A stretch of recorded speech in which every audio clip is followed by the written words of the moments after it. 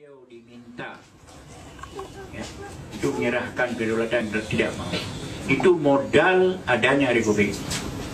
Karena tanggal 29 Desember tahun 49 dalam konferensi meja bundar ditanya, mana Indonesia? Indonesia sebelum itu tinggal 3, Jakarta, Yogyakarta, Aceh. Awal 48 Jakarta telah direbut oleh Belanda.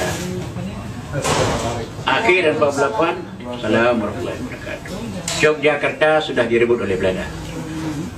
Satu-satunya tinggal yang belum direbut kembali oleh Belanda, Aceh. Maka waktu tinggal Aceh berpusing dia, karena perang dengan Aceh bukan 2 tahun, bukan 5 tahun, tapi 69 tahun. Sampai Belanda, Jepang masuk, Belanda angkat kaki. Itu dia tidak berani pergi ke pasar Aceh 2-3 orang Belanda. Pakon, dicatok. Maka Aceh tidak pernah menyerahkan kedaulatan kepada Belanda. Pada waktu itu salah seorang dalam konferensi itu menyatakan Aceh. Waktu orang itu mengatakan Aceh, Inggris lihat. Waktu Inggris lihat, kalau Aceh benar belum pernah menyerahkan kedaulatan Belanda, maka Inggris mengakui Aceh masih ada. Maka diakui oleh dunia Islam semuanya. Maka adalah Indonesia ini dengan masih ada Aceh. Jadi tidak sama Aceh dengan Irian. Menderita ya sama. Tapi itu modalnya oleh Aceh dulu. Bung Karno 4 kali datang ke Aceh. Datang pertama minta dukungan rakyat Aceh, ulama dan rakyat Aceh. Atas dasar apa saya bantu pada Abu Dawud beri? Atas dasar kebangsaan, saya tidak mau. Karena ulama-ulama dulu, pemimpin dulu Islam. Kalau ada dasar Islam, saya mau. Maka Soekarno mengatakan, saya akan berusaha mendirikan Republik ini atas dasar agama Islam, sekurang-kurangnya untuk Aceh. Tulis. Itu disimpan oleh Abu Mansur sampai tahun 2007, macam pernyataan itu. Kemudian yang kedua, minta bantuan Aceh. Kita mengalami hubungan luar negeri yang sulit. Kita perlu pesawat terbang. Tanya, berapa harga pesawat terbang? Saudara Presiden, 25 kilo emas. Mansur, kajak karampokmu, orang kepat. Yang bak saudara-saudara Aceh yang karampok, kita belum kapai dia. Maka dengan surat itu, Diplomat alum jilul untuk sini, urina untuk lembaga.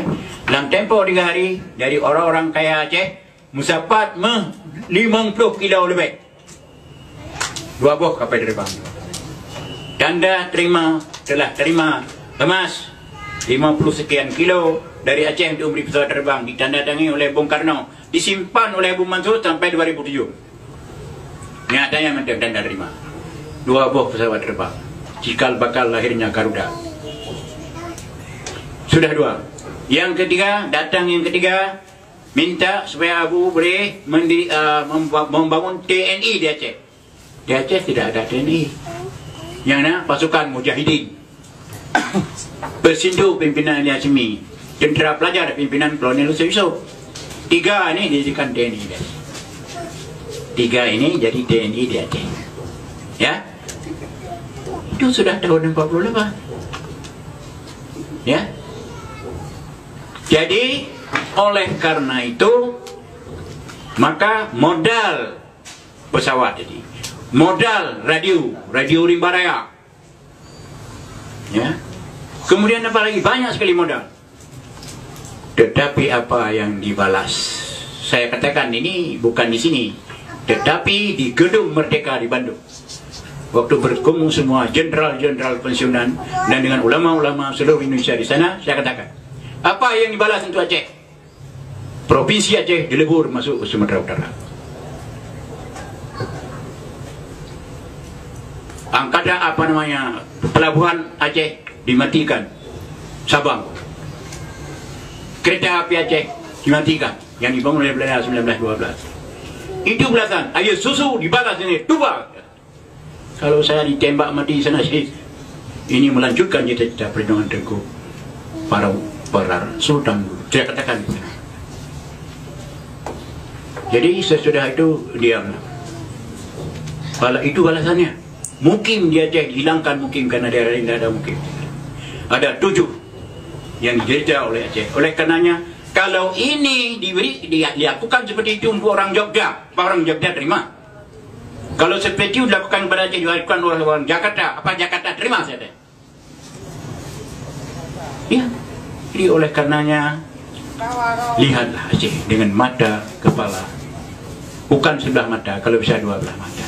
Karena itu emas berapa puluh kilo di lambang usaha Jakarta itu dari mana itu? Dari saudara-saudara Aceh. Jadi jangan samakan Aceh.